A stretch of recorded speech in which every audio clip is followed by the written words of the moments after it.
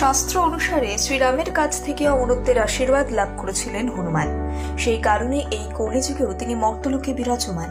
বেদ এবং নানা শাস্ত্রে বজরংবলীকে কলিযুগের দেবতা হিসেবে বর্ণনা করা হয়েছে। মনে করা হয় তিনি সত্যিকারের ভক্তি দিয়ে বজরংবলীর আরাধনা করেন যিনি, তিনি অবশ্যই তার দর্শন পান। সেই কারণে কলিযুগের জীবন্ত বা জাগ্রত দেবতা হিসেবে ব্যাখ্যা করা হয় বজরংবলীকে। প্রচলিত বিশ্বাস এবং শাস্ত্র কথা অনুসারে চির অমর বজরংবলীর দর্শন আজও পাওয়া যায়। কয়েকটি নির্দিষ্ট স্থানে নাকি এখনো অবস্থান করছেন তিনি। তুলসীদাস রামায়ণে বলছেন যে কলিযুগেও হনুমানজির দর্শন পাওয়া যেতে পারে। হনুমানের কৃপাতে তুলসীদাস রাম এবং লক্ষ্মণের সাক্ষাৎ লাভ করেছিলেন। জেনে নিন কলিযুগে কোন কোন স্থানে হনুমান আজও অবস্থান করেন। গন্ধমাদন পর্বত। কলিযুগে গন্ধমাদন পর্বতেই নাকি বাস বজরংবলীর, এমনকি বিভিন্ন সময় তার প্রমাণও পাওয়া গিয়েছে। গন্ধমাদন পর্বতে তপস্যা করতে গিয়ে অনেক সাধু সন্ন্যাসী হনুমানজির দর্শন পেয়েছেন বলে কথিত আছে। কৈলাস পর্বতের উত্তরে অবস্থিত গন্ধমাদনে সাধনা করেছিলেন কাশ্যপ মুনি। রামের কাছ থেকে অমরত্বের বর লাভ করে গন্ধমাদন পর্বতেই নিজের বাসভূমি হিসেবে বেছে নেন তিনি। কিষ্কিন্ধা পর্বত। রামায়ণে কিষ্কিন্ধা পর্বতের উল্লেখ পাওয়া যায়। হনুমানের মা অঞ্জলি কর্ণাটকের বেল্লারি জেলার কোপ্পালের কাছে অবস্থিত কিষ্কিন্ধা পর্বতে তপস্যা করছিলেন।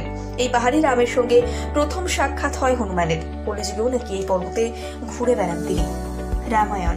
বলা হয় যে যেখানে রামায়ণের পাঠ হয় সেখানেই কোনো না কোনো রূপে পৌঁছে যান হনুমানজি। সেই কারণেই অনেক সময় দেখা যায় যেখানে রামায়ণ পাঠ হচ্ছে তার আশেপাশে হনুমান বসে আছে।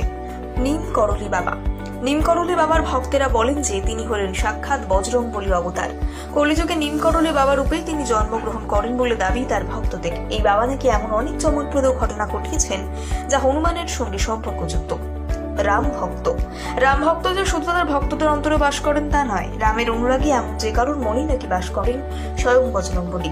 রামায়ণে উল্লেখ করা আছে যে যখন রামচন্দ্র জীবন ত্যাগ করে স্বর্গের পথে গমন করছিলেন তখন হনুমান তার সঙ্গে যেতে চান, কিন্তু রামজি তাকে বলেন যে কলিযুগে যখন ধর্ম প্রায় শেষের মুখে চলে আসবে তখনও যেন ধর্ম নিজের মনের মধ্যে নিয়ে বাস করেন বজরংবলী।